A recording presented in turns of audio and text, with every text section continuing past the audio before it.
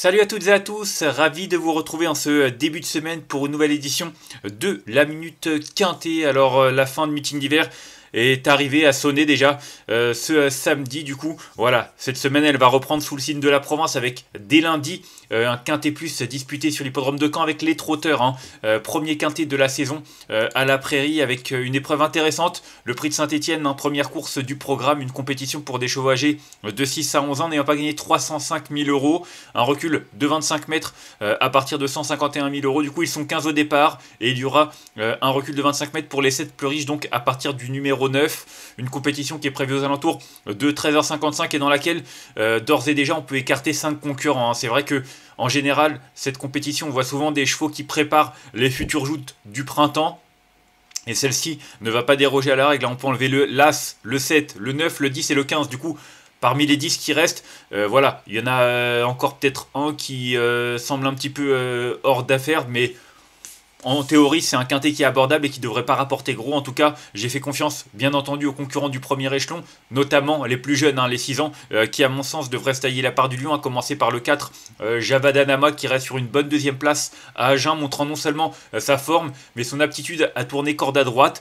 C'est vrai que sur cette piste de Caen, on connaît Johan Le Bourgeois, il est redoutable, et j'ai vraiment hésité avec le 6, Jewel de la Côte. En tout cas, j'ai considéré que le 4, Javadanama, avec sa pointe de vitesse finale, est capable de réaliser un très bon dernier kilomètre et pourquoi pas même de remporter cette épreuve justement aux dépens du numéro 6 que j'ai retenu deuxième, Jewel de la Côte. Lui aussi vient d'afficher un net regain de forme en s'imposant du côté de Cherbourg. Alors c'est vrai que ces derniers mois ça avait été un petit peu une période de disette, il avait été très décevant alors que Sébastien Garato avait de l'estime pour lui. Alors est-ce qu'il y a eu un problème? Je sais pas, mais en tout cas sa récente victoire atteste de son retour au premier plan. Et puis comme j'ai dit, il fait appel à Johan Le Bourgeois. Johan Le Bourgeois à Caen, il est à la maison, il va certainement prendre les devants et essayer d'aller au bout.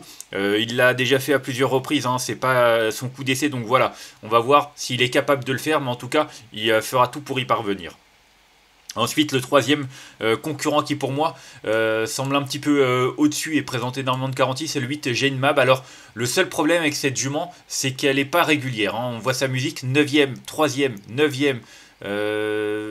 Enfin voilà, il y a même un distancé entre temps. Enfin, des performances en dents de scie. Maintenant, lorsqu'elle se montre appliquée et qu'elle fait sa vraie valeur, franchement, elle réalise de belles sorties. Alors c'est vrai que dernièrement, il y a environ 2 semaines et demie, 3 semaines, 9ème seulement, c'était pas si mal que ça au final. Et bon, le lot était bien plus relevé. Junkie, Dada Del Ronco, il y avait beau avoir que des juments, c'était des juments de qualité, c'était une course européenne.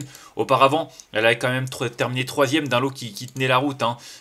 C'était du côté de Saint-Galmier.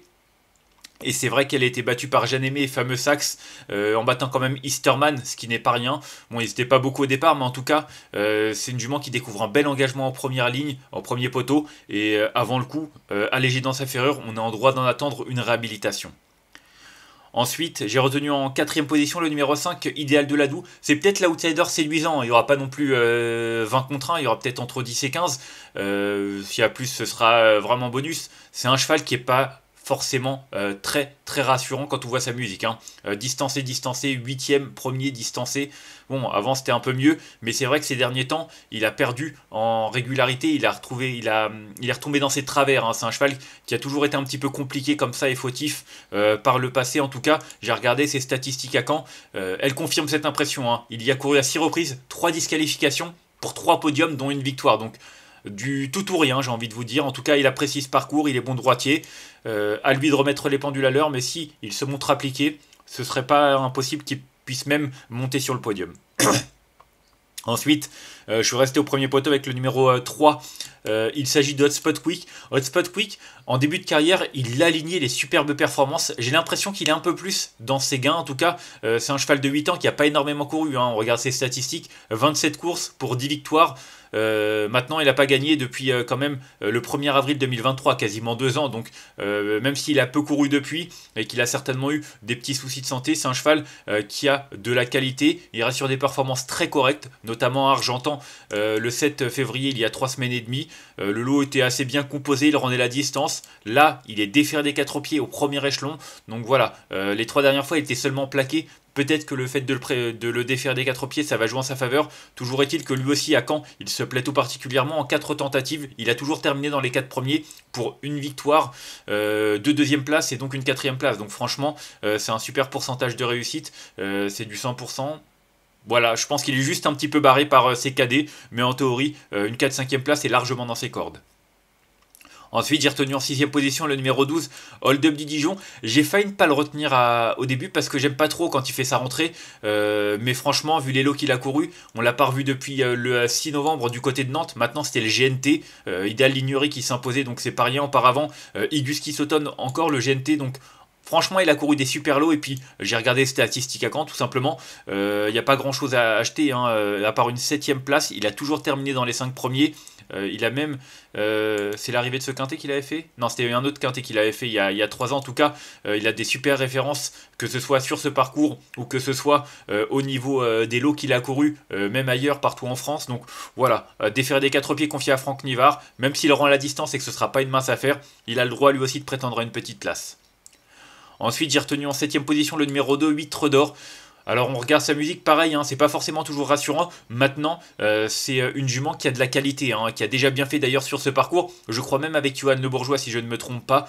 En tout cas, c'est une concurrente qui a vraiment des références à faire valoir et qui peut réaliser de gros numéros lorsqu'elle se montre appliquée. Donc ce sera dans sa tête. Elle est déférée des postérieurs, contrairement à ses dernières sorties où elle a parfois été plaquée. En tout cas, elle est bonne droitière, elle a de la tenue.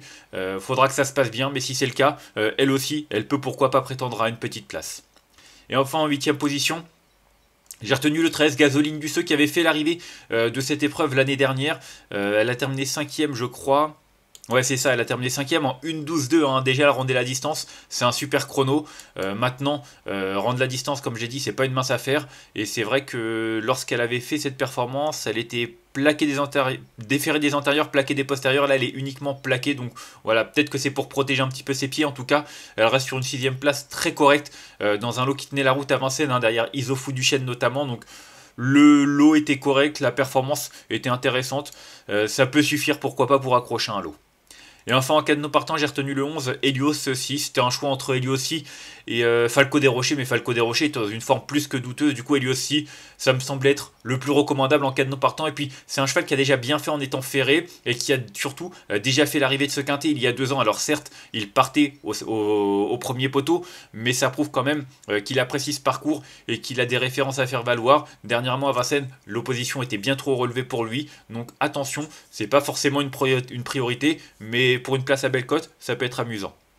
On va faire un petit récapitulatif de ma sélection avec le 4 que j'ai retenu devant le 6, le 8, le 5, le 3, le 12, le 2 et le 13. Et en cas de non partant, le numéro 11. Franchement, vous l'aurez compris, a priori, le premier échelon va se travailler à la part du long, notamment les plus jeunes. Hein, donc 4, 6, 8, les 3J qui me semblent être vraiment les meilleures chances au premier échelon. Pour moi, ce sont des priorités. Et je serais très étonné qu'on n'ait pas au moins le jumelé gagnant parmi ces 3-là. Donc voilà, après une course reste une course, mais en tout cas, avant le coup, la course semble très abordable. Mais il faut se méfier.